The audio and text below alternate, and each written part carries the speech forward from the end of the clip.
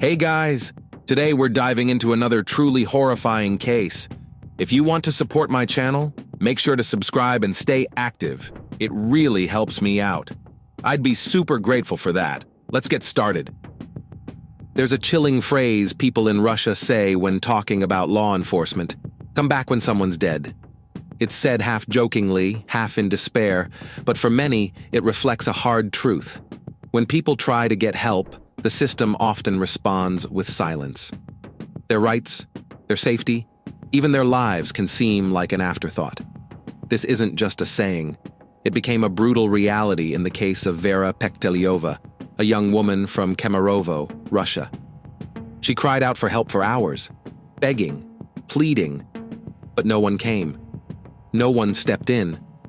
And what happened to her is a haunting example of what can occur when people look the other way. But let's not jump ahead. To understand the weight of this story and how something so tragic could unfold in plain sight, we need to start at the beginning. Vera Pektelyova was born on September 24, 1997, in the industrial town of Kizilevsk, in Russia's Kemerovo region. She was a bright, outgoing girl who loved performing. She sang in a local vocal group called Kiselevskie Avoski, took part in school and city events, and even won first place at a regional festival called Rainbow. Her teachers and peers admired her creativity and energy. Her mother, Oksana, was proud of her.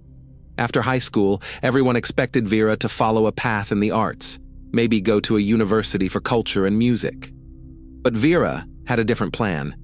She applied to Kemerovo State Technical University and was accepted into the Economic Security Program.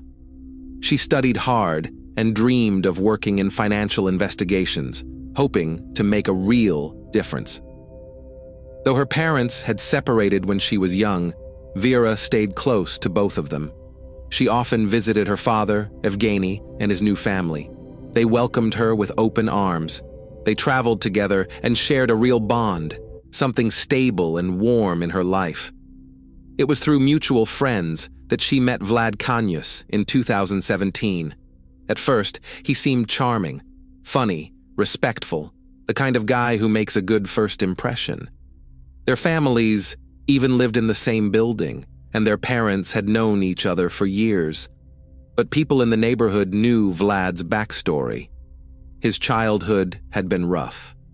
His mother left him behind when he was still young, moving on to start a new life with someone else.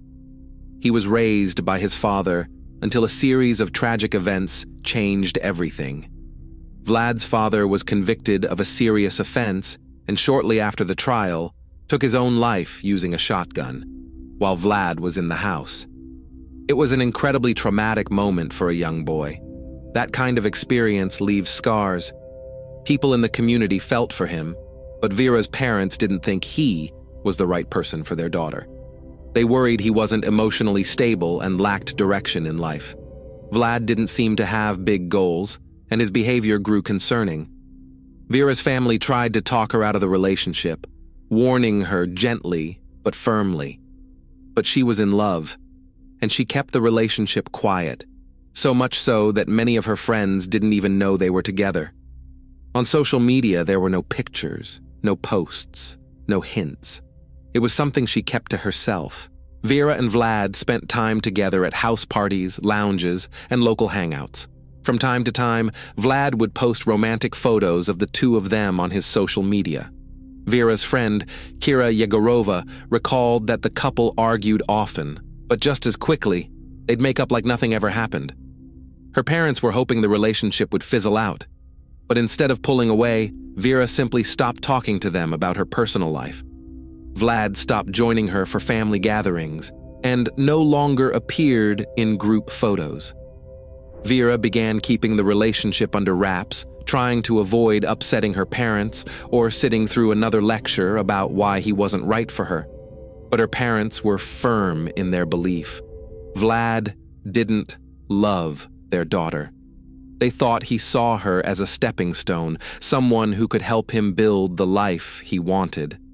Vera had a bright future ahead, and her family planned to support her with housing and a stable job.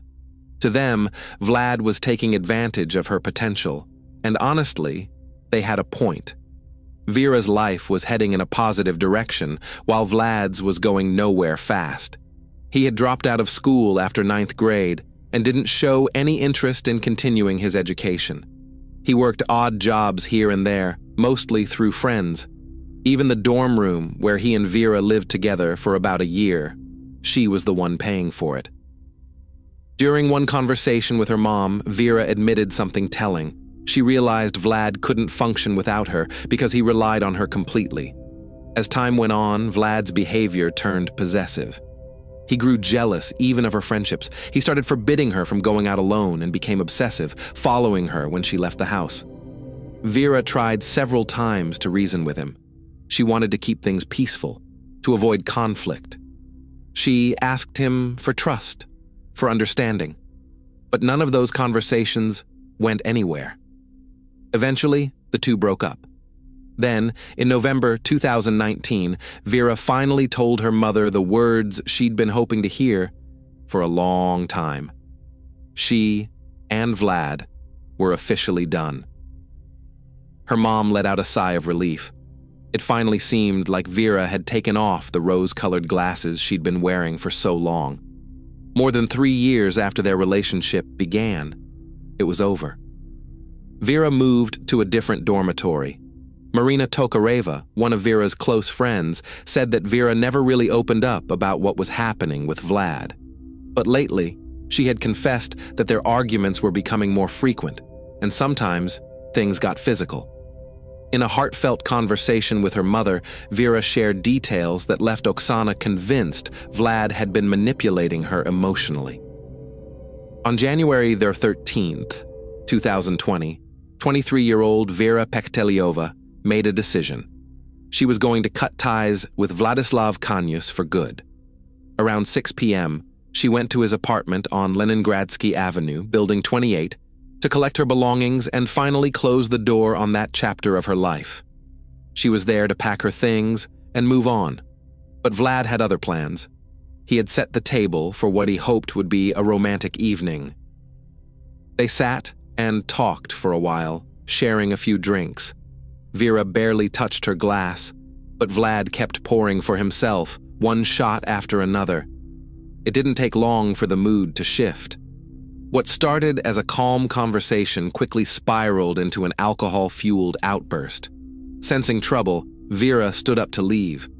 Vlad's tone quickly escalated. He began raising his voice, sometimes even shouting, accusing Vera of being unfaithful. He hurled harsh words at her, repeating over and over that he knew she was seeing someone else. Throughout the evening, Vera stayed in contact with her friend, sending voice messages from time to time. These recordings gave a running account of what was happening. Some messages were even sent from Vlad himself, using Vera's phone. In one of them, he told her friend not to wait up or come over, saying he needed time to sort things out with Vera alone. When the voice messages stopped coming in, her friend wasn't immediately alarmed. She'd seen the two argue before, only to make up not long after. She assumed it was just another one of those moments. Later, during an official interview, Vladislav Kanyus gave his version of events. When I tried to talk to her about getting back together, I mentioned that I knew she had been speaking to another guy. That's when we started arguing. She didn't like what I was saying. She began insulting me, using strong language, and then she hit me. She kicked me in the lower body at least 5 times and slapped my face more than 8 times. I didn't feel much pain at first, but the kick between my legs did hurt. That's when I got angry, because she kept denying she was involved with someone else. In the early morning hours of January 14, 2020, neighbors at Building 28 on Leningradsky Avenue were jolted awake by screams coming from an apartment on the 7th floor. People living near Vlad's unit grew increasingly alarmed when loud thuds turned into panicked cries for help. Concerned residents began calling the authorities, but those who called were told that there were no available patrols to send at the moment. Calls to emergency services and the local department continued for more than an hour. At one point, the cries for help were clearly audible in the background of the calls. But still, no officers arrived. Time passed, and the screams didn't stop. More residents came into the hallway, some from other floors.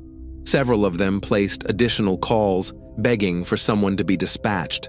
One woman, working as a dispatcher, assured the callers that the information had already been passed to the local precinct and that officers were on their way. But that wasn't true.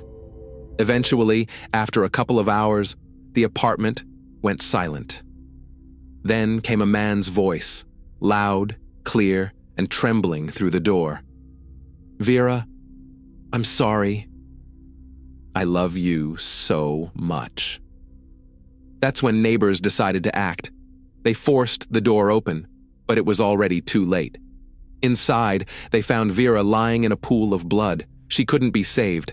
After hours of being trapped, threatened, and physically attacked, her life had come to a tragic end. What exactly happened inside that apartment on Leningradsky Avenue that night, and why didn't law enforcement respond in time to save Vera Pektelyova? From the very start, it was clear Vladislav Kanyus had no intention of letting Vera go. Just minutes before she arrived at his apartment, he spoke to his brother over the phone and told him he was going to end her life.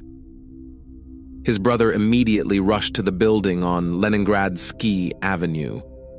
But by the time he got there, it was too late. The door was locked, and screams could already be heard from inside the apartment. When the neighbors finally forced the door open, it was Vlad's brother who stepped in first. What he saw was horrifying. Clothes and objects scattered all over the place, and Vera lying on the floor. Her face was discolored, blood was visible near her mouth.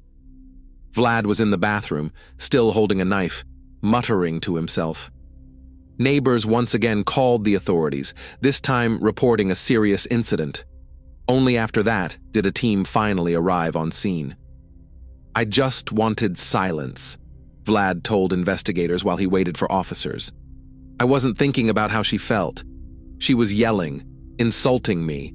I didn't enjoy hurting her. I didn't like hearing her scream. I just wanted her to stop." He didn't try to run. He didn't resist. He calmly surrendered. Vera was gone. The suspect was in custody.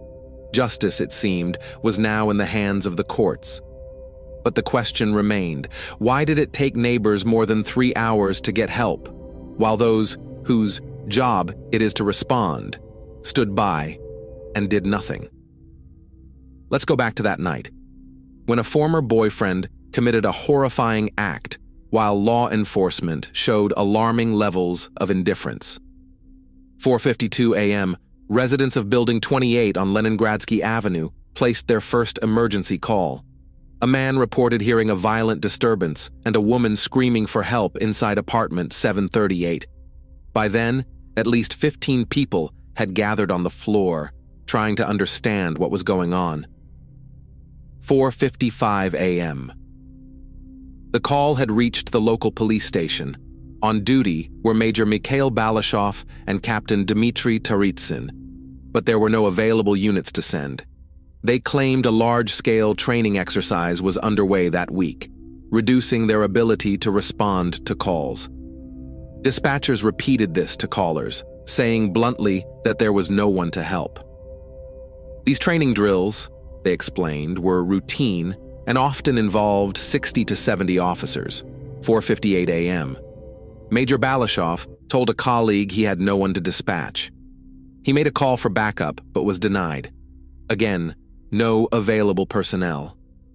Meanwhile, neighbors were desperately dialing emergency services, their nerves fraying with each unanswered plea.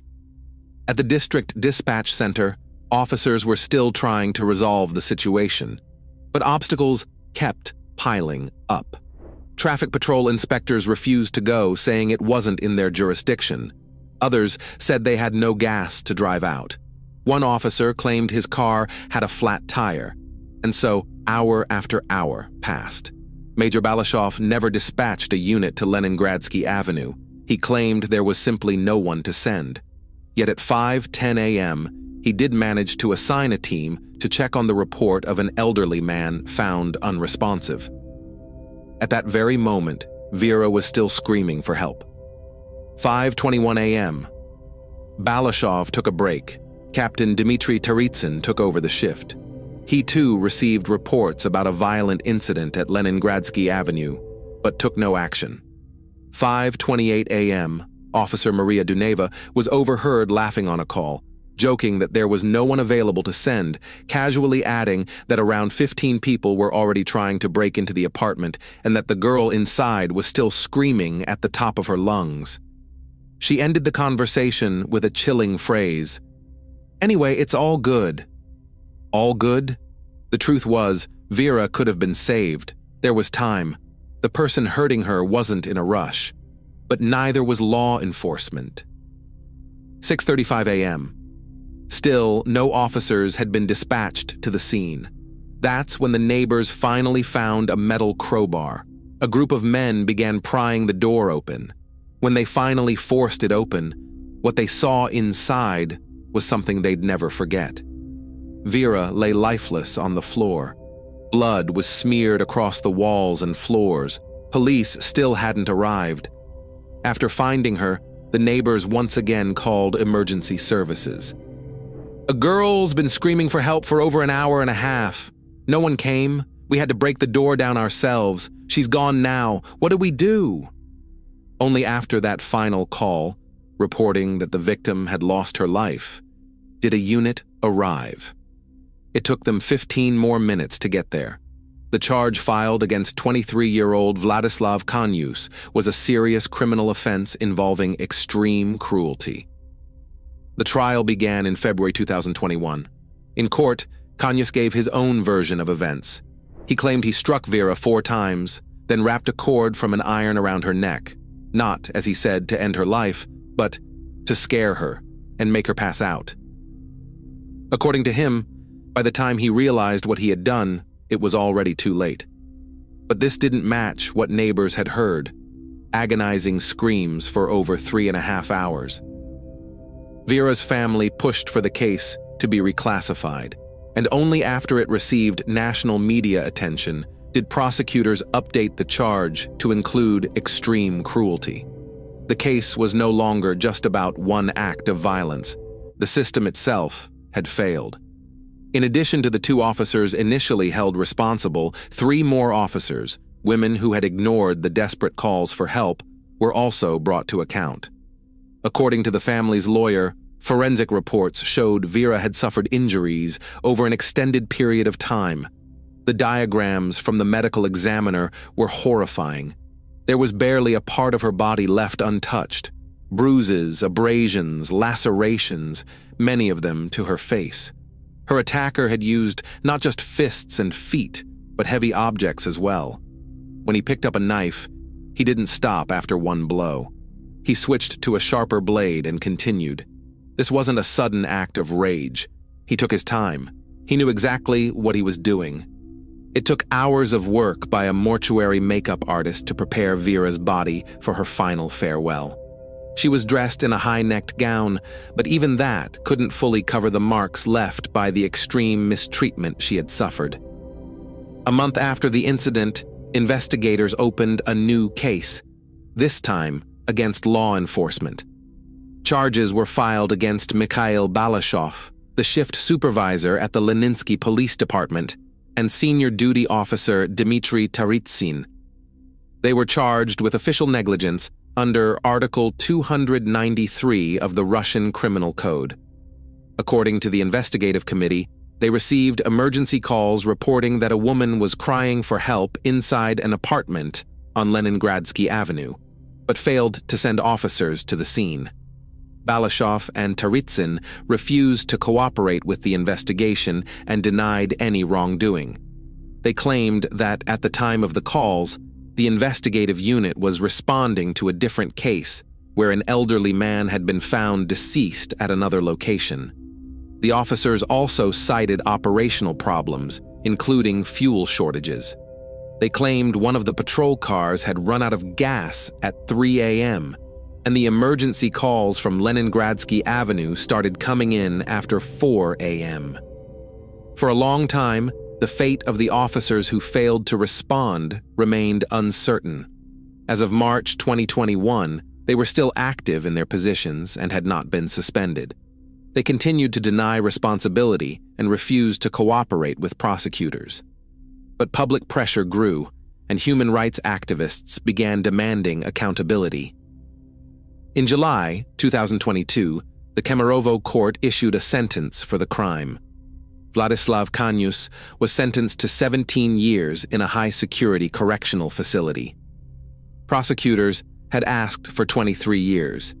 He was also ordered to pay Vera's parents' compensation equivalent to approximately $17,000. Vera's family believed the case was proceeding under the charge of a crime involving extreme cruelty. But when the case reached court, they were shocked to learn that the charge had been downgraded. No formal explanation was given. In a private conversation, one prosecutor reportedly told the family that for a case to be classified as extreme cruelty, there must be evidence of at least 100 knife wounds. During his final statement in court, Vlad continued to insist that he had been provoked and never intended for things to end the way they did. Vera's father expressed deep dissatisfaction with the verdict. He believed that Vlad's sentence had been reduced because the case against the officers was still pending, and officials wanted to avoid drawing more attention to it.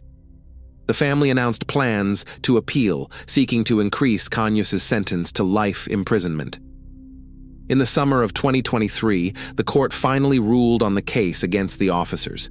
5 police personnel were sentenced. Major Mikhail Balashov, Captain Dmitry Taritsyn, and dispatcher Maria Ponomareva each received 2-year suspended sentences. Dispatchers Maria Dunaeva and Kristina Yudintseva received 1.5 years suspended.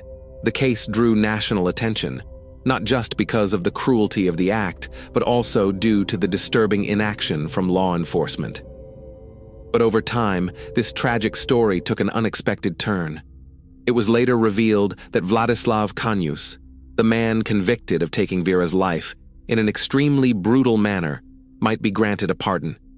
In 2023, he appeared in photos wearing military gear, reportedly serving with units deployed in Ukraine. Vera's mother said she came across these images online and was stunned.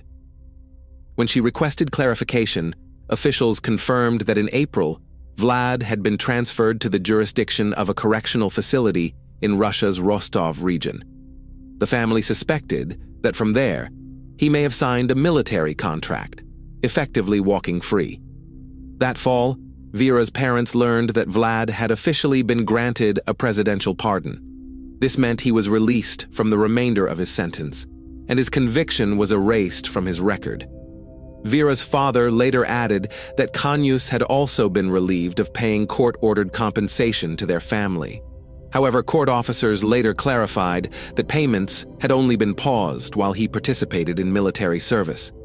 In May 2024, it was revealed that the police officers whose negligence contributed to Vera's death had been ordered to pay only 700,000 rubles in compensation, roughly $7,700.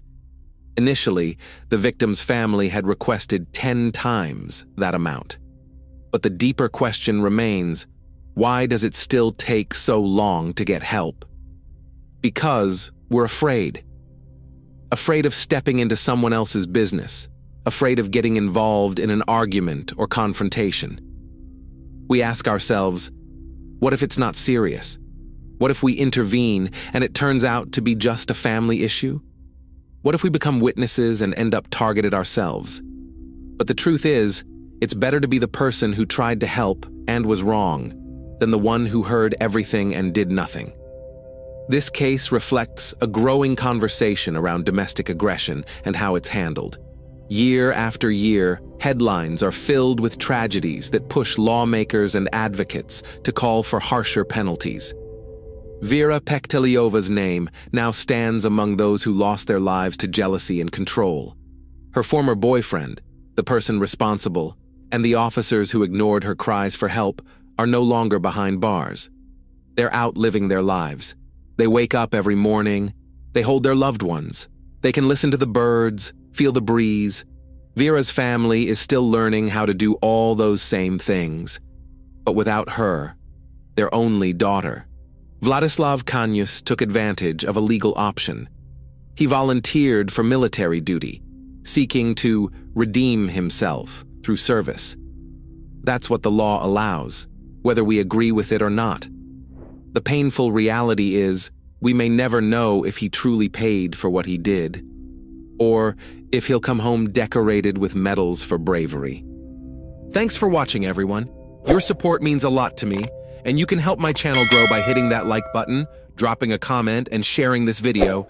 Your engagement really makes a difference. See you soon.